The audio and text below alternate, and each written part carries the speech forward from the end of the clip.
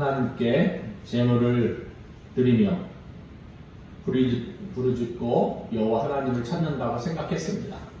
그러나 하나님은 그렇게 생각하지 아니하셨습니다. 왜 그렇습니까? 도대체 왜 하나님은 이스라엘 백성들이 하나님을 찾는 방식을 거부하셨던 것입니까? 그것은 한마디로 말해서 이스라엘이 보여준 사회적인 불의 때문입니다. 바로 그 내용이 오늘 본문 7절에 기록된 말씀입니다. 정의를 쓴 쑥으로 바꾸며 공의를 땅에 던지는 자들아. 본문에 보면 굉장히 중요한 단어가 두 개 등장합니다. 정의와 공의입니다. 이 단어는 다른 곳에서도 반복적으로 사용되었습니다. 대표적인 게 아모스 5장 24절에 보면 오직 정의를 물같이 공의를 마르지 않는 강같이 흐르게 할지어다 말씀하십니다. 공의라는 것은 또 정의라는 것은 비슷한 내용입니다. 엄격하게 이야기하면 공의란 법관이 재판할 때 내리는 판결같이 외적인 면을 강조한 것입니다. 그리고 반면에 정의는 그것의 동기가 될 수 있는 내면적인 면을 강조한 것입니다. 다시 말해 재판관의 마음속에서 내적인 정의로움이 있어야 그것이 재판 시 외적인 공의로 나타나게 된다는 것입니다. 이 두 가지는 동전의 양면과 같이 뗄 수 없는 것입니다. 본래 재판이란 무엇입니까? 어려운 문제가 생겼을 때 그것을 공평하게 판결을 내려줌으로 사람들에게 기쁨과 즐거움을 주는 것입니다. 마음의 평안을 찾아주는 것입니다. 그런데 이스라엘 지도자들은 어떻게 했습니까? 공의를 쓴 쑥으로 바꾸었다 말씀하십니다. 요한계시록 8장 11절에 보니까 이별 이름은 쑥이라 물의 3분의 1이 쓴 쑥이 되매 그 물이 쓴 물이 되므로 많은 사람이 죽었더라 말씀하십니다. 그런데 쑥에는 독이 들어 있습니다. 그래서 사람을 죽이는 데 사용합니다. 우리는 전 세계에서 이 독초를 가장 많이 먹는 민족입니다. 우린 독초인지 모르고 먹습니다. 왜냐하면 참 좋은 지혜로운 선조들을 가지고 있기 때문에 독초도 독이 제거하는 방법을 아시어서 그것을 맛있게 나물로 무쳐서 먹습니다. 외국 사람들은 기겁을 합니다. 왜냐하면 독초이기 때문입니다. 그들은 그것이 식용으로 섭취하는 것이 법으로 금지되어 있습니다. 왜냐하면 죽으니까. 근데 오늘 말씀 속에 이 정의를 쓴 쑥으로 바꾸게 했다는 것은 무슨 뜻이겠습니까? 이 쑥 자체도 독이 들어있습니다. 정의란 본래 사람을 살리는 것인데 그것을 쓴 쑥으로 사람을 죽이는 독이 있는 것으로 바꿔버렸다는 것입니다. 지도자나 법관에게는 모든 사람에게 공평하게 법을 시행하여 즐거운 사회를 만들고 모든 사람이 안심하고 행복한 사회를 만들어야 할 책임이 있습니다. 그런데 오히려 그것을 이용해서 불쌍하고 억눌린 사람, 이 가난한 사람을 착취하고 억압하고 죽게 만드는 독과 같은 존재로 만들어버렸다고 말씀하고 있는 것입니다. 다시 말해서 정의를 쓴 쑥으로 바꾸며 라는 말은 공법을 악법으로 또 선을 악으로 바꿔서 사람들을 못살게 해버렸다 이 말씀입니다. 가난한 사람들을 지키고 보호하기 위해서 이 법이라는 것이 사용되어야 하는데 오히려 억누르고 못살게 하는데 사용했다는 것입니다. 사회 질서를 엉망으로 만들어버리고 말았다는 것입니다. 또 공의를 땅에 던지는 자들아 라고 말씀하고 있습니다. 공의를 세워가야 할 텐데 오히려 정반대로 공의를 세우는 것이 아니라 땅에다가 내팽겨쳐 버렸다는 것입니다. 그것을 경멸하듯이 땅에 던져버렸다는 것입니다. 그러니까 공의를 땅에 던졌다는 말이 무슨 뜻이겠습니까? 공의가 살아있다는 말입니까? 죽어있다는 말입니까? 공의가 죽었다는 것입니다. 공의를 땅속에 파묻어 버렸다는 것입니다. 아무짝에 쓸데없이 만들어 버렸다는 것입니다. 그러니까 이스라엘의 공의를 찾아볼 수 없게 된 것입니다. 이스라엘 사회는 공의로운 사회가 아니라 부정부패, 이 타락한 세상으로 변해버리고 말았습니다. 7절 말씀의 구체적인 내용이 10절에서 13절에 기록되어 있습니다. 그들이 정의를 쓴쑥으로 바꾸며 공의를 땅에 던진 모습이 자세하게 언급되어 있습니다. 10절 말씀에 무리가 성문에서 책망하는 자를 미워하며 정직히 말하는 자를 싫어하는도다. 너희가 심없는 자를 밟고 그에게서 미래에 부당한 세를 거두었은즉 너희가 비록 다듬은 돌로 집을 건축하였으나 거기 거주하지 못할 것이요 아름다운 포도원을 가꿨으나 그 포도주를 마시지 못하리라. 너희 어물이 많고 죄악이 무거움을 내가 아노라. 너희는 의인을 학대하면 뇌물을 받고 성문에서 가난한 자들을 억울하게 하는 자로다. 그러므로 이런 때에 지혜가 잠잠하나니 이는 악한 때임이니라. 10절에 보면 성문이 나옵니다. 성문이 본래 무엇하는 곳입니까? 옛날 사람들은 성을 만들고 성문 안쪽에 넓은 광장을 만들었습니다. 이 성문 안쪽, 즉 넓은 광장은 주로 세 가지 용도로 사용되었습니다. 첫째는 상거래를 위한 시장이 열렸습니다. 열왕기하 7장 1절에 보면 엘리사가 이르되 여호와의 말씀을 들을지어다. 여호와께서 이르시되 내일 이맘때에 사마리아 성문에서 고운 밀가루 한 스아를 한 세겔로 매매하고 보리 두 스아를 한 세겔로 매매하리라 하셨느니라. 그러니까 매매가 이루어지는 것, 사고 팔고 하는 곳이 바로 이 성문 광장입니다. 두 번째로는 전쟁터로 이 싸우러 나갈 때 또는 다른 목적의 모임에 위해서 이용되기도 했습니다. 역대하 32장 6절에 보니까 군대 지휘관들을 세워 백성을 거느리게 하고 성문 광장에서 자기 앞에 무리를 모으고 말로 위로하여 이르되. 그리고 오늘 말씀과 관계되는 세 번째 역할은 이 재판정의 역할을 하기도 했습니다. 법원과 같은 역할입니다. 창세기 23장 10절에 보면 에브론이 해족속 중에 앉았더니 그가 해족속 곧 성문에 들어온 모든 자가 듣는 데서 아브라함에게 대답하여 이르되. 그러니까 성문, 아픔, 무언가 공적인 일들을 나눌 때, 또 신명기 21장 19절에도 그의 부모가 그를 끌고 성문에 이르러 그 성읍 장로들에게 나아가서, 그러니까는 이 장로 원로급 되는 분들, 또 지도자급 되는 분들이 성문 안쪽에 앉아 있는 것입니다. 그러면은 문제 해결을 받고 싶은 사람들이 나가서 그들에게 재판을 부탁드리는 것입니다. 오늘 본문과 관련돼서 성문이 재판정으로 쓰이는 경우를 말씀하고 있습니다. 따라서 성문에서 무엇보다도 공의가 서야만 합니다. 그래야지 사람들이 재판을 맡기지 않겠습니까? 그래서 15절에 보면 무엇이라고 말씀하고 있습니까? 너희는 악을 미워하고 선을 사랑하며 성문에서 정의를 세울지어다. 만군의 하나님 여호와께서 혹시 요셉의 남은 자를 불쌍히 여기시리라. 그런데 10절에서 말씀하는 상황은 어떠합니까? 우리가 성문에서 책망하는 자를 미워했다 말씀하고 있습니다. 하나님께서 원하시는 공의를 실행하는 자는 무리의 미움을 받아서 배척받게 된다는 것입니다. 그래서 재판관들이 공의를 세울 생각을 하지 않고 뇌물을 받고 돈이나 벌기 위해서 혈안이 되어 있다는 것입니다. 가장 공의로워야 할 이 성문에서 공의가 땅에 떨어지면 그 나머지는 어느 정도인지 미루어 짐작할 수 있지 않겠습니까? 오늘날에도 마찬가지입니다. 한 나라의 사법부가 타락하면 그 나라의 미래가 어떻게 되겠습니까? 결코 밝은 미래라고 말할 수 없고 기대할 수 없을 것입니다. 이스라엘 족속은 하나님이 그들에게 요구하시는 공의와 정의를 무시하고 범했기 때문에 하나님의 심판을 받아서 멸망하게 되었습니다. 이어서 나오는 말씀 8절 9절 말씀에 하나님의 능력을 노래하고 있습니다.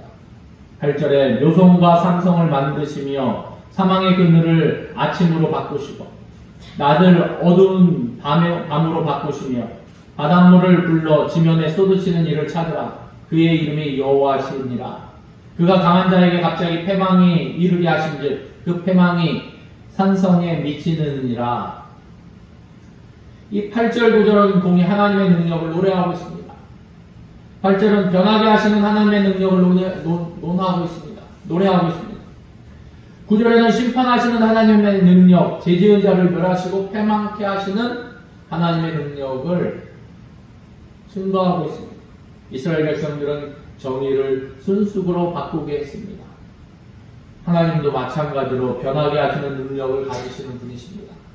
그래서 인간들이 야단스럽게 사는 것 같아도 하나님이 안 되겠다 하시면 하루아침에 우리 인생들의 운명이 바뀌게 됩니다. 또 하나님은 공의로우신 하나님이니까 죄지은 자에 대해서 반드시 심판하십니다. 하나님은 죄지은 자를 멸하실 능력이 있으신 분이십니다. 소돔과 고모라를 불러서 심판하셨고 타락한 인류를 홍수로 멸하시는 등 우리가 역사적으로 하나님의 심판하시는 능력을 너무나 잘 알고 있습니다. 묘성과 삼성을 만드시며, 묘성과 삼성은 별자리의 일종입니다. 여러 개의 별이 모여서 하나의 군상을 이룬 것을 별자리라고 이야기합니다. 우선 묘성이라는 것은 그리스 신화를 보면 지구를 떠받들고 있는 신, 이 아틀라스의 7달이 변해서 별이 되었다는 별자리입니다. 이 별자리는 가을부터 나타나서 주로 겨울철에 볼 수 있습니다. 그 다음에 삼성이라고 하는 것은 영어의 오리온자를 의미하는 것입니다. 그리스 신화에 의하면 오리온은 아주 몸집이 크고 잘생긴 사냥꾼이었습니다. 그런데 이 오리온이 아틀라스의 7달을 너무나도 흠모한 나머지 하늘로 쫓아 올라가서 별이 되었다고 하는 것입니다. 별 3개가 유난히 밝게 빛나는 별자리입니다. 그런데 재미있는 것은 신화에서도 그렇지만 오늘 본문에서 묘성이 먼저 나오니까 삼성이 먼저 나옵니까? 묘성이 먼저 등장합니다. 아틀라스의 7달이 먼저 별이 되고 난 다음에 오리온이 삼성이 되었습니다. 계절적으로 보면 묘성은 가을과 겨울에 나타납니다. 반면에 삼성은 봄과 여름에 나타납니다. 우리나라식으로 생각하면 봄에 나오는 삼성이 먼저 나와야 할 것 같은데 묘성이 먼저 나왔습니다. 왜 그렇습니까? 이스라엘은 1년을 가을부터 시작합니다. 그래서 가을철에 내리는 비를 이른 비라고 하고 반대로 봄철에 내리는 비를 늦은 비라고 표현을 합니다. 학기도 보면은 우리는 3월에 시작하는데 이 서부의 나라들은 언제 시작합니까? 9월에 시작합니다. 그래서 구체적으로 묘성과 삼성을 만드셨다는 뜻이 무엇입니까? 단순히 하나님께서 별들을 지으신 창조주라는 사실을 노래하고 있는 것이 아니라는 것을 짐작할 것입니다. 그 이상의 뜻이 담겨 있습니다. 그것은 하나님께서 변하게 하시는 능력이 있으시다는 사실을 증거하고 있다는 것입니다. 봄을 가을이 되게 하고 겨울을 여름이 되게 하시는 분이 바로 하나님이십니다. 우리가 그것을 오늘날 실감하고 있지 않습니까? 갑자기 기온이 올라갔다 내려갔다 하면서 우리가 기후가 변하는 것에 대해서 실감하고 있습니다. 재작년인가 제 기억으로는 이 미국의 남쪽에 있는 주인데 갑자기 이름이 텍사스주로 기억하는데 오늘까지 아주 따뜻한 날씨였는데 하루 지나면서 갑자기 다음날 눈이 엄청 와갖고 얼어 죽은 사람도 발생했다는 그 기상 이유 때문에 그러한 뉴스를 접한 적도 있습니다. 이스라엘 백성들이 정의를 쓴쑥으로 바꾸는 것처럼 하나님도 이스라엘 백성들의 운명을 뒤집어 버리실 수 있는 분이심을 암시하는 말씀입니다. 계속해서 보면 사망의 그늘을 아침으로 바꾸시고, 이 사망의 그늘이란 말은 무슨 뜻입니까? 성경에 보면 좋지 않은 형편을 아주 최상급으로 강조할 때 사망이라는 말을 사용합니다. 예로 우리가 잘 아는 시편 23편에도 사망의 음침한 골짜기를 다닐지라도 라고 말씀하셨는데 아주 깊은 골짜기를 뜻하는 것입니다. 그러니까 사망의 음침한 골짜기. 양들이 한번 골짜기로 떨어지면은, 굴러 떨어지면 어떻게 됩니까? 네. 찾을 수도 없고 생명을 보존하기도 어려운 그런 골짜기입니다. 또 사망의 병이 나면 무슨 뜻이겠습니까? 죽을 병에 걸렸다는 것이죠. 아주 심한 병에 걸렸다는 것입니다. 그러면 오늘 본문에서 말하는 이 사망의 그늘이라는 것은 어떤 그늘이겠습니까? 칠흑같이 어두움이라는 뜻입니다. 따라서 깊은 그늘로 아침이 되게 한다는 뜻은 무엇입니까? 캄캄한 밤을 낮으로 바꾸신다는 뜻입니다. 어슴푸레한 새벽이 바뀌고 아침이 되는 정도가 아니라 완전히 캄캄하고 칠흑같이 어두운 밤을 환한 낮으로 바꾸신다는 말씀입니다. 그 다음에 정반대의 경우를 기록하고 있습니다. 낮을 어두운 밤으로 바꾸시며 환한 대낮을 완전히 어두운 밤으로 만드신다는 것입니다. 하나님은 이와 같이 자연의 질서를 변하게 하시는 초자연적인 능력을 가지고 계신 분임을 노래하고 있습니다. 그 다음 보면 바닷물을 불려 비면에 쏟으시는 이를 찾으라. 이런 표현이 또 아모스서 9장 6절에도 그의 궁전을 하늘에 세우시며 그 궁창의 기초를 땅에 두시며 바닷물을 불러 지면에 쏟으시는 이니 그 이름은 여호와시니라 말씀하고 있습니다. 그렇다면 바닷물을 불러 지면에 쏟으시는 이 뜻은 무슨 뜻이겠습니까? 비를 내리시게 하신다는 뜻으로 해석할 수 있습니다. 만약 그렇다면 이것은 땅을 그냥 적당하게 촉촉하게 적셔주는 이 가랑비가 아닐 것입니다. 어떤 비를 연상할 수 있습니까? 쏟아붓는, 쏟으시는, 이 쏟아붓는 비. 노아의 홍수가 떠오를 정도 같은 비입니다. 억수같이 내리는 비. 하늘의 창이 다 열리고 깊은 샘들이 터져 내리는 비. 그런데 8절을 7절과 비교해서 생각해보면 이 말씀을 좀 더 우리가 실감나게 이해할 수 있는 부분이 있는데 8절의 전반부인 묘성과 삼성을 만드시고 사망의 그늘을 아침으로 바꾸시고 낮을 어두운 밤으로 바꾸시며 라는 말씀은 이 7절 말씀 가운데 전반부 즉 정의를 쓴 숲으로 바꾸시며 여기에 해당하는 말씀이고 반면에 8절 하반부에 있는 바닷물을 불러 지면에 쏟으시는 말씀은 7절의 하반부의 공의를 땅에 던지는 이라는 말씀과 대응을 이루고 있습니다. 그러니까 이스라엘 족속이 공의를 땅에 던진 것처럼 하나님은 바닷물을 불러서 이스라엘의 지면에 쏟아 던지시는 분이시라는 것입니다. 다시 정리하면 8절은 변하게 하시는 하나님의 능력을 보여줍니다. 하나님은 계절을 변하게 하시고 주야를 낮과 밤을 변하게 하시고 자연 질서를 변하게 하시는 능력을 가지신 분이십니다. 그러므로 이스라엘 백성이 두려워하지 않을 수 없습니다. 이 8절 마지막 부분에 보니까 그의 이름이 여호와시니라 말씀으로 끝맺음하고 있습니다. 이는 5장 1절부터 17절에 기록된 애가의 절정이 되는 부분입니다. 이것을 축으로 해서 다음 부분은 다시 역순으로 찬미, 책망, 권면, 애가순으로 기록되어 있습니다. 여기서 하나님의 성호 여호와라는 이름을 밝혀줌으로 다시 한번 하나님의 위엄과 능력을 한층 더 강조하고 있습니다. 사실 이스라엘 백성들은 하나님이 어떤 분이신지 얼마나 능력이 많으신 분이신지 이미 다 알고 있지 않겠습니까? 그런데 문제는 이스라엘 백성이 이제껏 하나님께서는 그 이스라엘을 그냥 자기들을 보호하시고 도우시는 하나님으로 생각했다는 것입니다. 그런데 오늘 말씀 속에 문제는 정반대인 현실에 부딪혔다는 것입니다. 여호와 하나님은 이제 자기들을 도와주는 보호자가 아니라 오히려 자기들을 무찌르는 대적으로 바뀌고 만 것입니다. 여기서 우리가 기억해야 할 것은 하나님의 능력은 이처럼 하나님을 찾는 자에게 구원의 능력이 되지만 하나님의 뜻을 거역하는 자에게는 심판의 능력으로 나타나게 된다는 것입니다. 9절 말씀도 하나님의 능력을 노래하고 있습니다. 어떤 능력입니까? 심판하시는 능력, 멸망하게 하시는 능력, 패망케 하시는 능력을 노래하고 있습니다.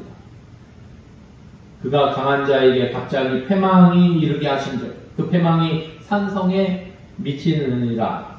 여기 보면 패망이 미치는 대상이 두 가지가 있습니다. 그가 강한 자에게 갑자기 패망이, 그러니까 강한 자, 그리고 그 패망이 산성에 미치느니라. 산성입니다. 강한 자와 산성입니다. 이 두 가지는 깊은 연관이 있습니다.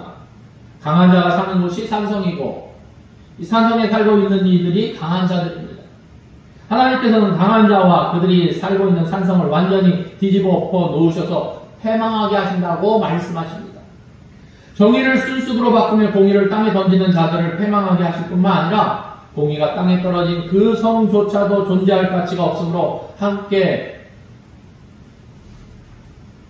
멸하시겠다는 것입니다.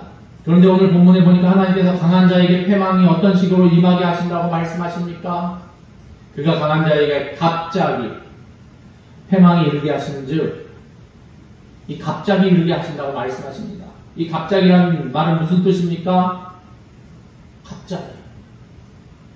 의식하지 못했는데 갑자기. 기대하거나 생각하지 못했는데 갑자기. 본래 이 말의 어원적인 뜻은 번개불처럼이라는 뜻입니다.